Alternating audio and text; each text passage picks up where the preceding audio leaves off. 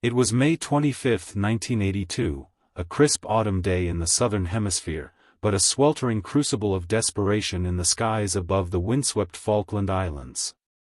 Two pairs of Argentine A-4 Skyhawks, relics of a bygone era with underpowered engines and scant avionics, thundered low over the jagged terrain, their pilots' hearts pounding like war drums.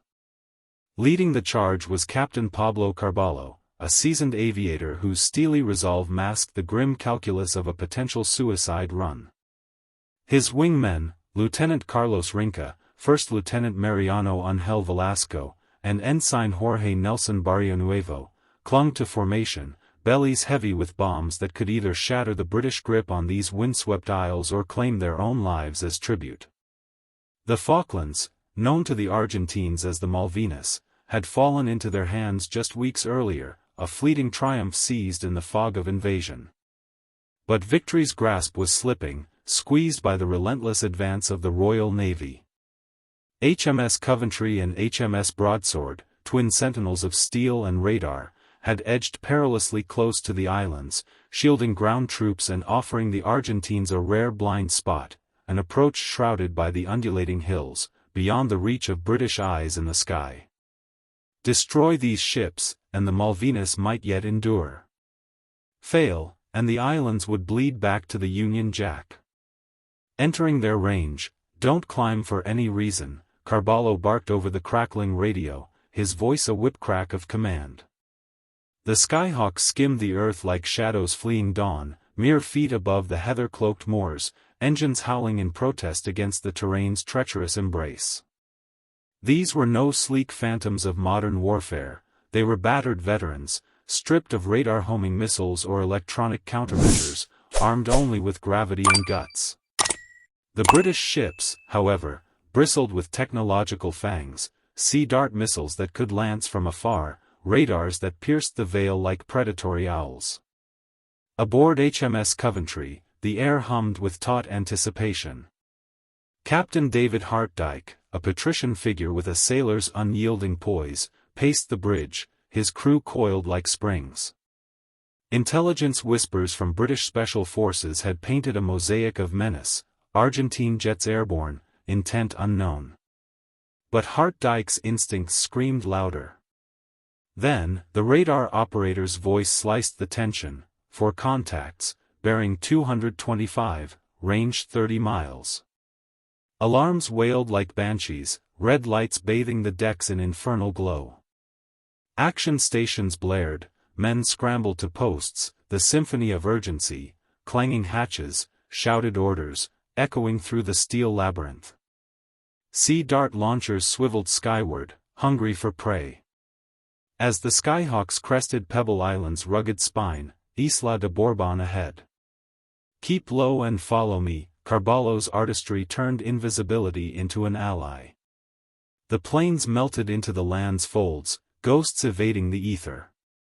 On Coventry's screens, the blips winked out. "Contacts lost over Pebble Island," the operator reported, dread lacing his words. Hart-Dyke's jaw tightened, Pebble was a dagger's edge too near. Sea Darts demanded distance to breathe, minimum range a cruel tyrant. A volley now might clip wings, closer, and it was knives in the dark. He keyed the radio to Broadsword, status? Her sister ship, armed with nimble Sea Wolf missiles for knife-fight brawls, replied with clipped efficiency, systems hot, but the noose was tightening. Carballo nursed his formation earthward, the island's bulwarks their fragile shield, until at 10 nautical miles the sea unveiled its guardians, Coventry and Broadsword, grey leviathans slicing the slate-blue swells. Starting the attack, he roared. "Good luck, Captain." Rinca's echo was a brother's vow. Throttles slammed forward, the Skyhawks surged, wave-tops shearing salt spray that lashed Carballo's canopy like vengeful spirits. No radar to guide them, no alarms to scream peril, just eyes, instinct, and the thunder of 1,000-pound bombs begging release. Aboard Coventry, fresh blips ignited the displays, 2 hostiles, bearing 192, low level. Chaos cascaded. A British Harrier, their own avenging angel, crackled in, friendly 20 miles out, firing zone. Friend or foe in the same breath? Hart-Dyke's mind raced a lifetime in seconds. Turn the Harrier away. Shoot missiles. Launch commands flew, but locks eluded like smoke. The Argentines danced on the sea's skin, 50 feet from froth, radars balking at the clutter. Salt-crusted visors blurred Carballo's world. He tasted brine and brine alone, the ships ballooning in his sights.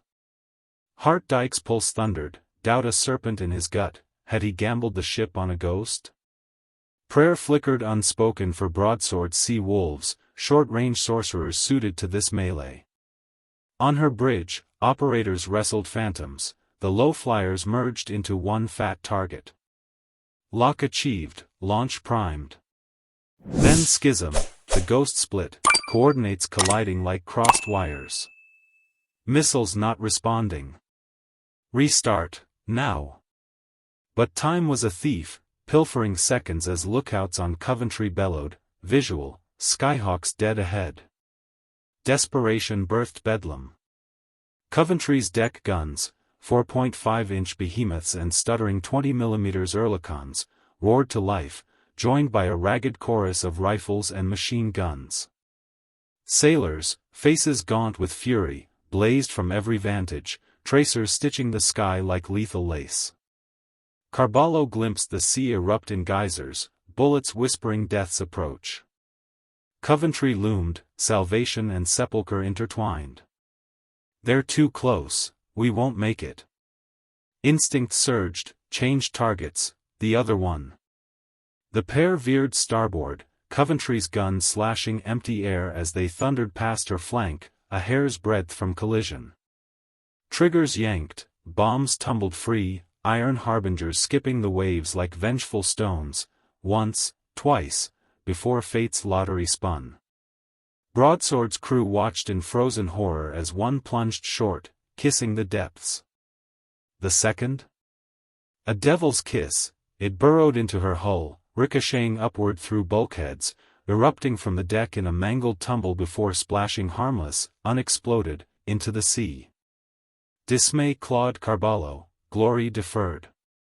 But reinforcements shadowed, Velasco and Barrio Nuevo, their lighter 250 kg bombs a gamble on precision over power.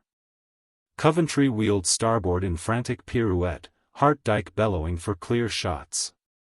Locks snared Velasco, shoot.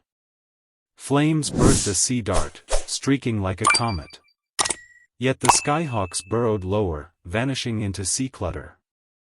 The missile, adrift, arced harmlessly 500 meters off Velasco's wing, close enough to singe his soul, far enough to mock. Broadsword systems clawed back to life, screens flickering like Lazarus. Targets bloomed, launchers whirred. Then apocalypse, Coventry sailed athwart their arc, a bulwark of blunder. Coventry's in the way, damn it.